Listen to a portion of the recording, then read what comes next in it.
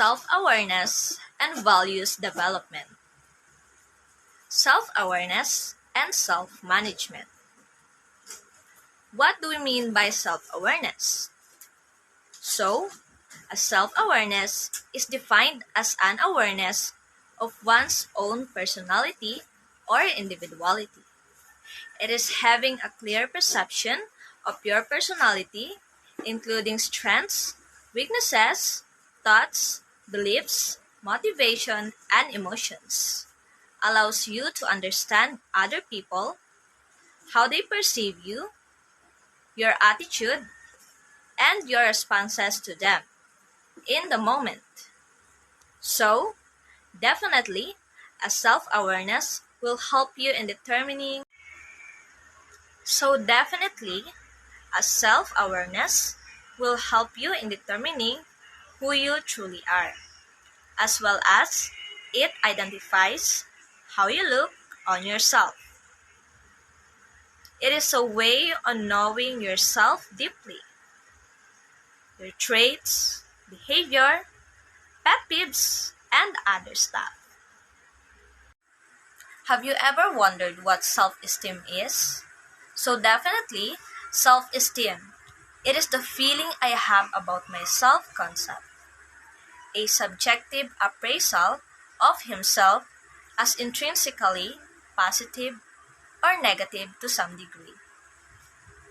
Our self-esteem determines how proud we are on ourselves, and it shows if we truly accept and believe ourselves or not. The more we love ourselves, the greater self-esteem we have. Why self-awareness is important? Self-awareness is important for us to have a better understanding of ourselves. Self-awareness is often a first step to our goal and setting values information. You as you.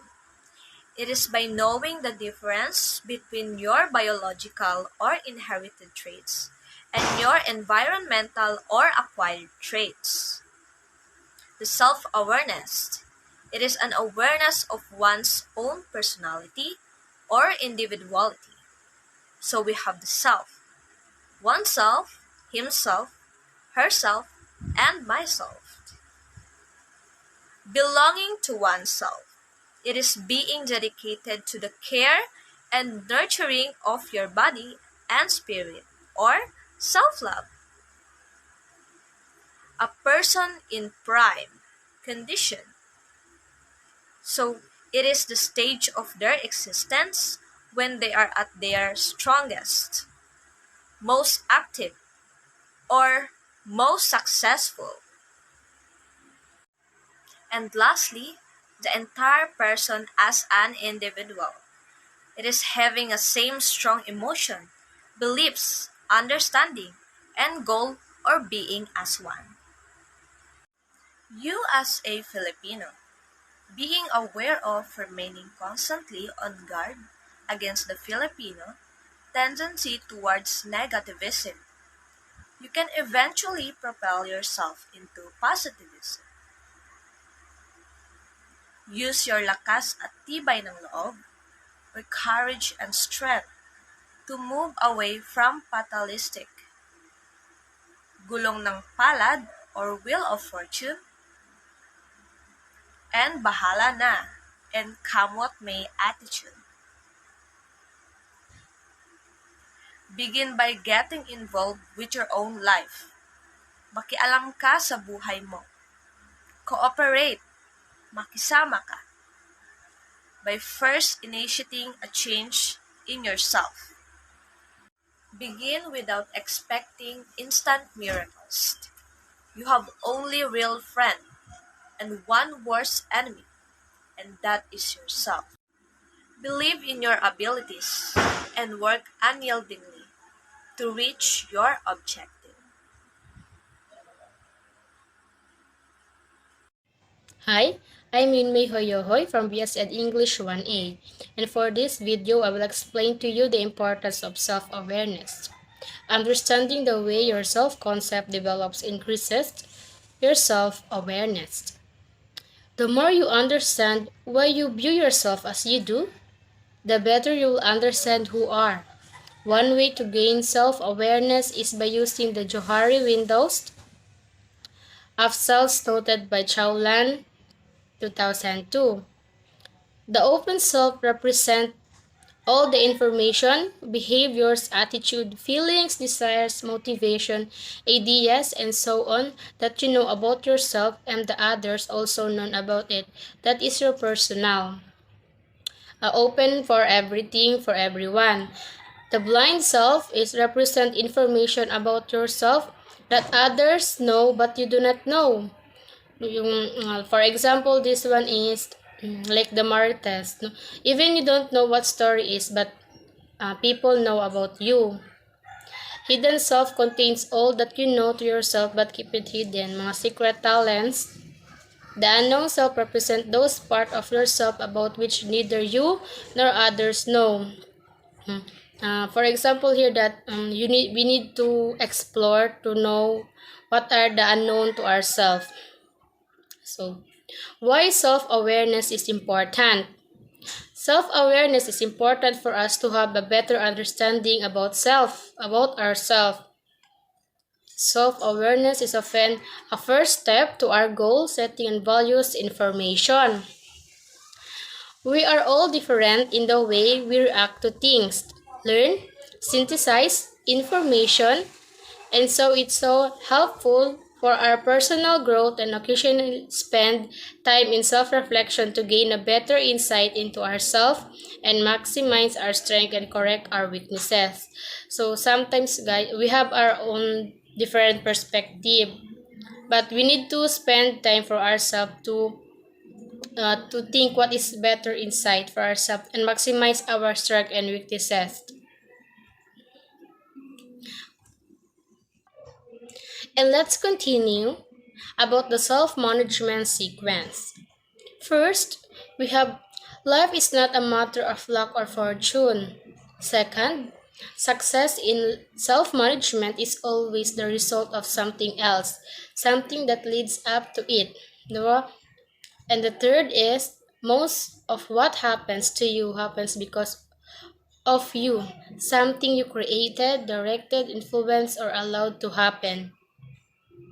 The self-management sequence, the five steps that control our success or failure. First, we have the behavior. The step that most directly controls our success or failure is our behavior. What we do or do not do. Behavior means our actions, how we act, what we do. Each moment of each day will determine whether or not we will be successful that moment or that day in everything we do. The feelings. Every action we take is first filtered to our feelings. How we feel about something will always determine or affect what we do and how we will do it. If we feel good or positive about something, we will behave more positively about it. Our feelings will directly influence our action. Yes, that's right. Our feelings are created, controlled, determined, or influenced by our attitude. So, attitude. Our attitude are the perspective from which we view life. Some people seems to have the good attitude about most things. Some seems to have the bad attitude about everything. But when we look closer, we will find the most of us have a combination of attitude, some good, not so good. Our attitude play in every important part in helping us become successful. Good attitudes are created, controlled, or influenced entirely by our belief. The difference between a good day and bad day is your attitude. Belief. What we believe about anything will determine our attitudes about it, create our feelings, direct our action, and influence us to do well or poorly, or succeed or fail. The belief that we have about anything is so powerful that it can even make something appear to be something different that what it really is. Belief does not require that something be the way we see it be. It only requires us to believe that is. Believe does not require something to be true. I only requires us to do that it is true. So the last is the programming. We believe that we are programmed to believe. Our conditioning from the day we are born was created, reinforced, and nearly permanently cemented. Most of what we believe about ourselves and what we believe about most of what goes on around us. Whether programming is right or wrong, true or false, the result of it is what we believe. It is our programming that set up our belief and change reaction follows. What we believe dictates our attitude, affects our behavior, and determines our success or failure. Thus, so we have the conclusion here. So programming creates belief. Belief creates attitude. Attitude creates feelings. Feelings determine actions. Action and can create a result. That is for my report. Thank you. I am Rochelle Ibanez Santiago from Bsed English 1A, and I am going to talk about the level of self-talk. The levels of self-talk Hamstetter 2000. Self-talk is the way to override our past negative programming by erasing or replacing it with conscious positive new directions. It gives each of us a new to change what we would like to change, even if we have not been able to do so in the past. Basically, self-talk is the way you talk to yourself or your inner voice. You might not be aware that you are doing it, but you almost certainly are. This inner voice combines conscious thoughts with inbuilt beliefs and biases to create an internal monologue throughout the day. For instance, I can do it. I'm good enough. If I want to, I can. It doesn't matter if I make a mistake. Those are some of positive self-talk. So there are 5 levels of self-talk. Level 1 self-talk. The level of negative acceptance. The level of negative acceptance is the lowest, least beneficial, and the most harmful level of self-talk. It is a self-talk by which you say something bad or negative about yourself, and you accept it. It is characterized by words, I can't, if only I could. It is our of telling ourselves to hesitate, questions our capabilities, and accept less than we know we could have done, had we only given ourselves a chance. It is believed that this is the common and most destructive level of self-talk you can use. It's easy to spot and is most often characterized by the words I can't, if only I could, I wish I could, but I can't. I just don't have the energy I used to. I could never do that. Today is just not my day. I just can't. Level 2 self-talk, the level of recognition and need to change. This level is beguiling. On the surface, it looks as though it should work for us, but instead it works against us. This level, we are telling ourselves and others that we need to change. It is characterized by words such as I need to, or I ought to, or I would. You would think this level would help us, but in reality it does not. Level 2 self-talk only creates guilt and disappointment. It is bad programming. Level 3 self-talk, the level of decision to change. Level 3 is the first level of self-talk that works for us instead of against us. At this level, we recognize the need to change, but also you make the decision to do something about it, and we state the decision in the present tense as thought the change has already taken place. It is characterized by the words I never or I no longer. This is the first level of self-talk that works to help you succeed, not program you subconscious to sabotage your conscious efforts. Some examples: I no longer have problem talking to strangers. I never eat more than I should. I no longer procrastinate and avoid difficult tasks. Level 4 self-talk, the level of the better you. This is the most effective kind of self-talk we can never use. This has been used the least but is needed the most. It is at this level that we are painting a completed new picture of ourselves, the way we really wanted to be, handing it to our subconscious and saying, "This is me. This is me I want you to create." It is characterized by the words "I am." It is the positive self-talk. It replaces helpless cannot with vibrant yes I can. It excites, demands, and pushes us forward. Some examples: I am a powerful and attractive person. I am strong, healthy, and energetic. I am a person of high integrity, and I am achieving my goals and making progress every day. Level 5 self-talk, the level of universal affirmation. This level of self-talk has been spoken for thousands of years. It is as old as the speaker religious which inspired it. It is the self-talk of oneness with God. This level speaks of a unity of spirit, a divine and timeless cosmic affinity which transcends all worldly things and gives meaning to our being. This is the self-talk of seekers still living among mankind but anxious to find a greater reward. It is characterized by the words "it is." It sounds like this: I am one of the universe, and it is one with me. I am fit within it and exist as a shining spark in a firmament of divine goodness. Now let's proceed to the values development and values education. Value defined. Firstly, value is derived from the Latin word valere, which means to be worth or to be strong. A thing has a value when it is perceived to be good and desirable. To develop a value, it is to require it gradually and by successive changes to move from the original position to one providing more opportunity for effective use.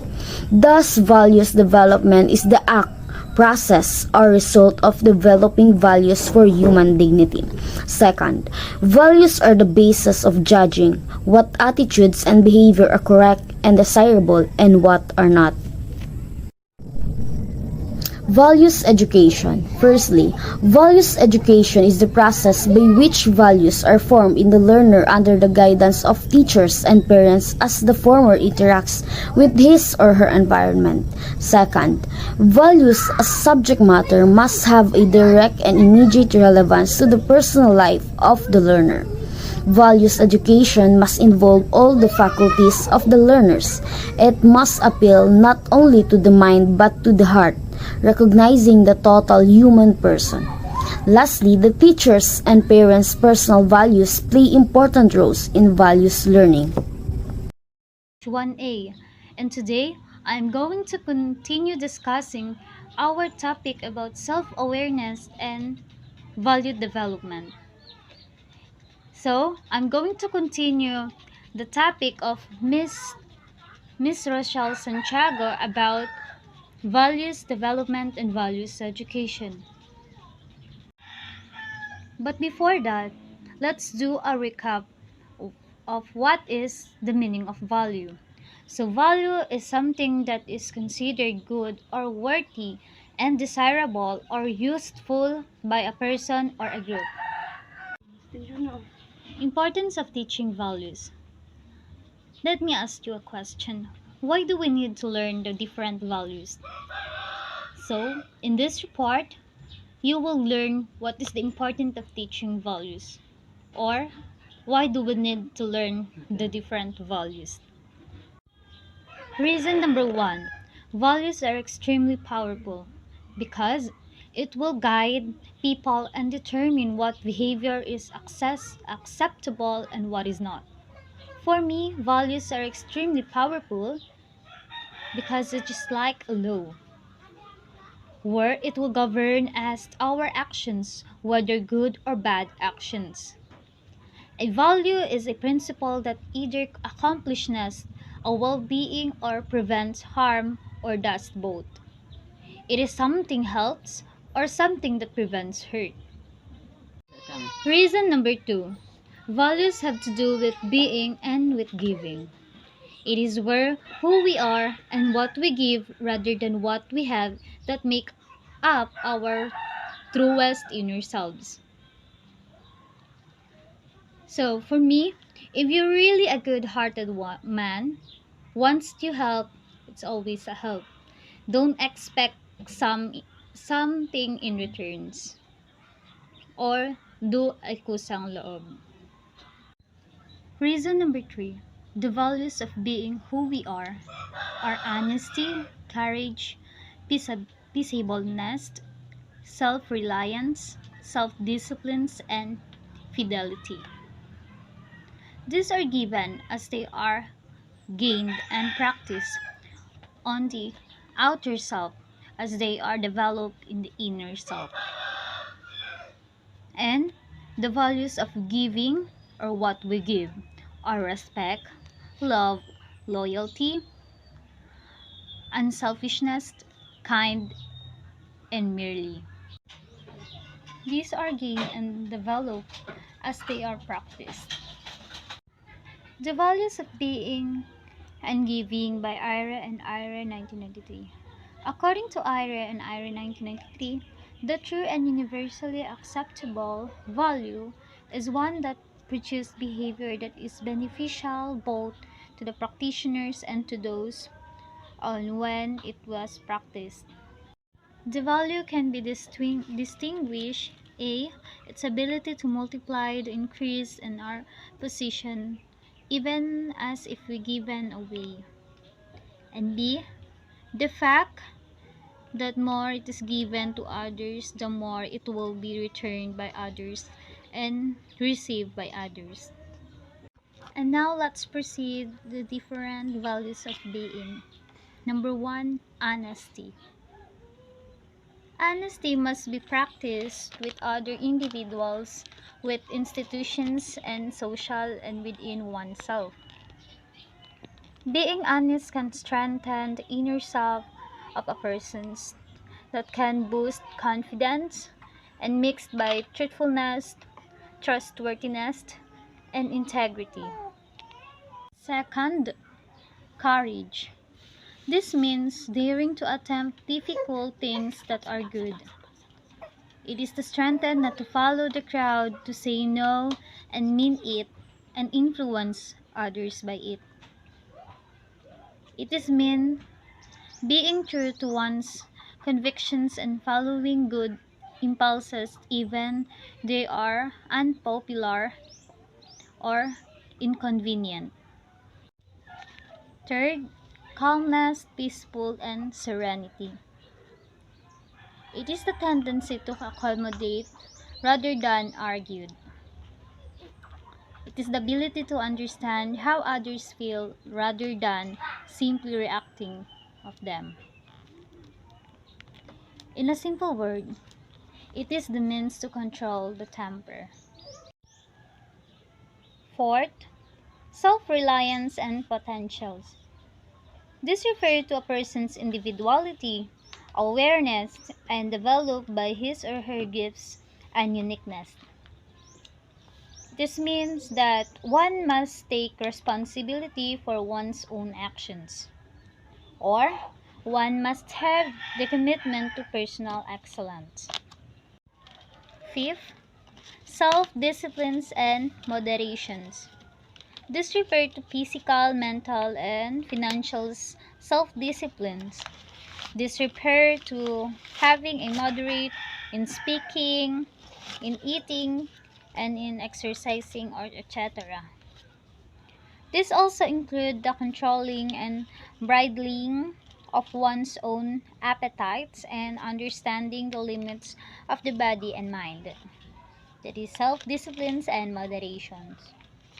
And last, number 6, values of being serenity and fidelity or faithful. It is the value where marriage are observed.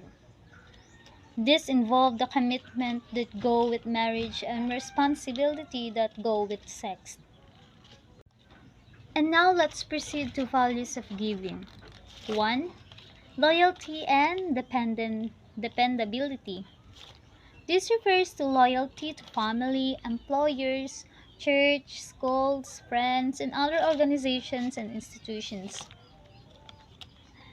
This means reliability and consistency in doing what one says he or she will do. Second is respect. Respect, this means respect for life, property, parents, elders, natures, and the beliefs of right of others. Being courtesy, politeness, and manners, it means self-respect and the avoidance of self-criticism. And the third one is love. Love, it is means individual and personal caring that goes beneath or beyond.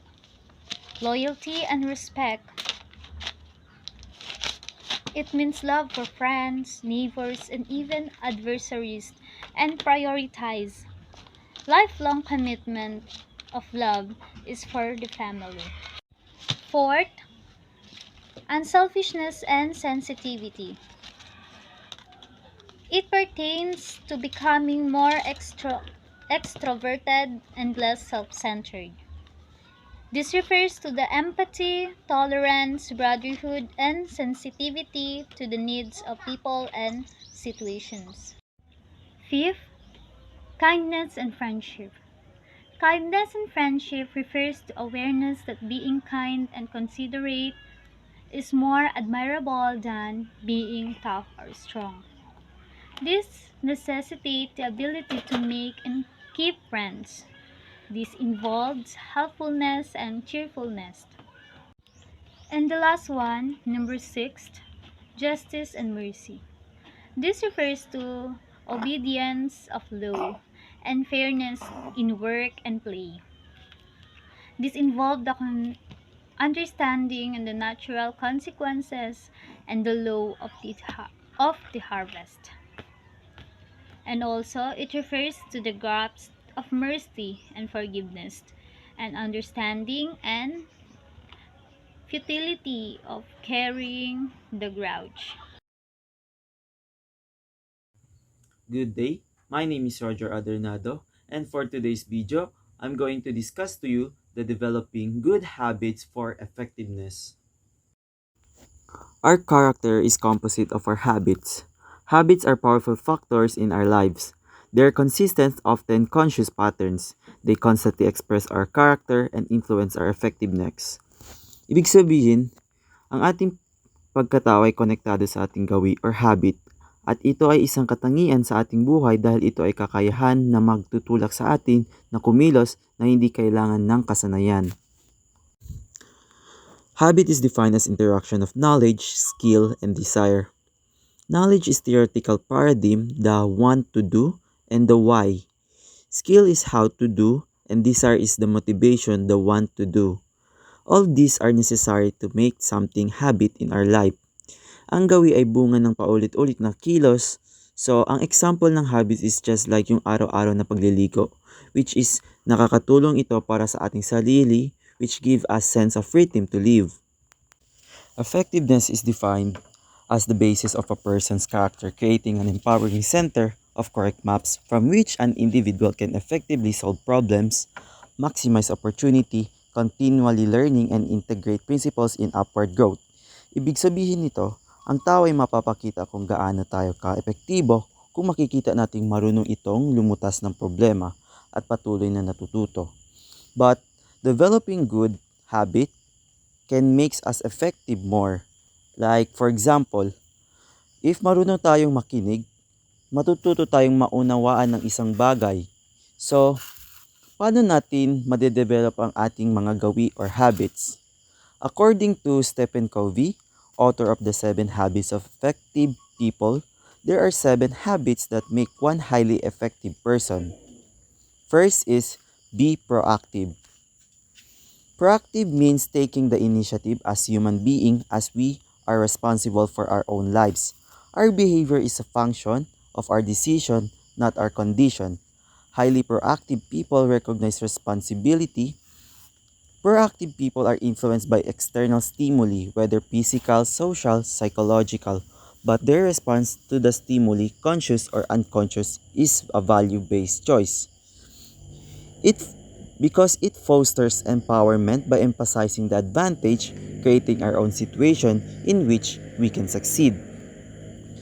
Second, begin with the end in mind. Begin in the end in mind is the beginning today with the image, picture, and paradigm of the end of your life as your frame of reference or the criterion which everything examine.